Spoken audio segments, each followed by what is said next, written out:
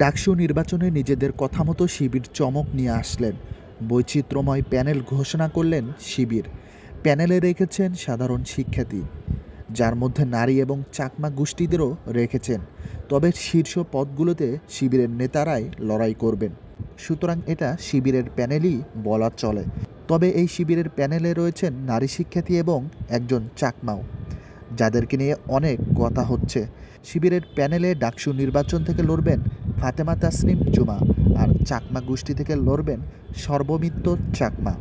তারা সাধারণ শিক্ষার্থী হলেও শিবিরের প্যানেল থেকে লড়বেন। তবে তাদের লড়াইটা অনেকেই ভালোভাবে দেখছেন না। কেন তারা শিবিরের প্যানেল থেকে লড়বেন? তবে অনেক জায়গায় তারা ঘুরেছেন, তাদের কাছে শিবিরের প্যানেল ভালো লেগেছে বলেই তারা এই প্যানেল বেছে নিয়েছেন। সাদিক কায়েম এস এম ফরহাদকে তাদের ভালো লেগেছে, যার কারণে শিবিরের প্যানেল থেকেই লড়বেন জুমা এবং সর্বমিত্র চাকমা। ইতিমধ্যেই কিন্তু শিবিরের এই প্যানেলটিকে আগামী ডাকসু নির্বাচনে বড় দায়িত্ব হিসেবে দেখতে যাচ্ছেন। এরাই হতে পারেন ডাকসুর ভিপি।